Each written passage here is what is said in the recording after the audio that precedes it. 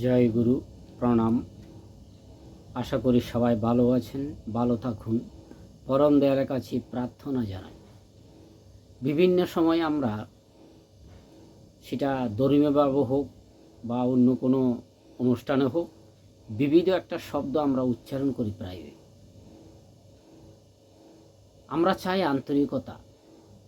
আন্তরিকতায় সকল উপলব্ধি, চাবিকাঠি ও ভিত্তিভূমি।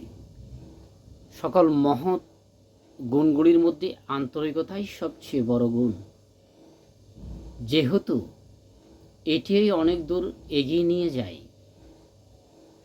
আন্তরিকতাকে হৃদয়ে ধূরভাবে নিবদ্ধ রাখাই জয়লাভের শ্রেষ্ঠ পন্থা।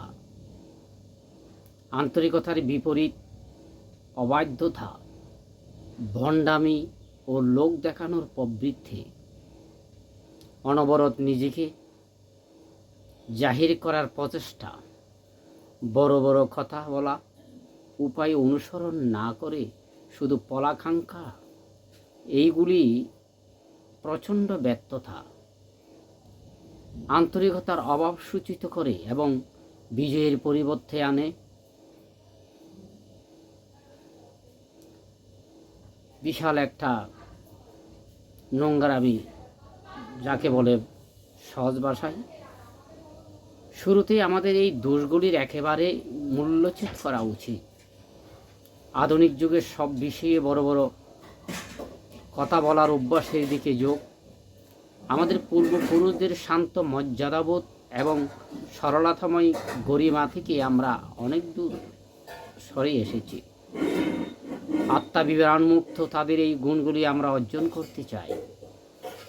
এসো আমরা একটা উদ্দেশ্য নিয়ে জীবনযাপন করি, যাহা অহংকে বলে যাবার পথে আমাদের মহাশিক্ষা স্বরূপ হবে। নিজের অহংকে বলে যাওয়া ঈশ্বর দর্শনের সমতুল্য। ত্যাগ অর্থে সর্বদাই মহত্তর স্বার্থে ক্ষুদ্র স্বার্থ বিসর্জন, কখনো ক্ষুদ্র কিছু প্রাপ্তির জন্য বৃহৎকে বর্জন নয়, কঠিনের জন্য সহজকে, গভীরতার জন্য ভাবকে বর্জন করাই ত্যাগ। নতুন দায়িত্ব গ্রহণে ত্যাগ আমাদের প্রবৃত্ত করে, কখনো আরাম এনে দেয় না। চিন্তা চাই স্বচ্ছ চিন্তা, আর এই স্বচ্ছ চিন্তার জন্য প্রয়োজন পরিশ্রম, জ্ঞান অর্জন ও সংগ্রাম। স্পষ্ট চিন্তা এবং আবেগসমূহের যথাযথ সংস্থাপন জীবনের যে কোনো ক্ষেত্রে বিজয় লাভের জন্য অপরিহার্য। জগতের মূল কথা মানুষ শক্তি নয়, মানুষের মধ্যে ঈশ্বরের সার। অতএব সরল মানুষ নিজেদের উপর বিশ্বাস সম্পন্ন হোক, মানুষের প্রতি আমাদের কর্তব্য দূর হোক, মানুষের মধ্যে ত্যাগ করো। তোমার ভিতর যে শক্তি কাজ করছে তার প্রকাশ করো, নিজের জন্য বিশ্বাসবান হও। যে মানুষ ইতর প্রাণীর মতো প্রাত মুহূর্তে ইন্দ্রিয় পরবশ হয়ে বেঁচে থাকে, আর সে মানুষ আদর্শের জন্য জীবন ধারণ করে, এদের মধ্যে বিপুল পার্থক্য। ইন্দ্রিয় পরবশ জীবনযাপন অপেক্ষা ভ্রান্ত আদর্শ নিয়ে বেঁচে থাকাও অনন্ত গুণে ভালো। আমরা মানুষ, জন্তু জানোয়ার নই। আমরা মননশীল শরীর মাত্র নই। আমাদের জীবনের অর্থ, চিন্তা ও উপলব্ধি শুধুমাত্র আহার নিদ্রা নয়। কত অনায়াসী মানুষ নিজেকে বড় করা রূপ আদর্শের কুহকে পড়ে। বহুবিধ মোহর মধ্যে এও একটি বড় দুর্বলতা।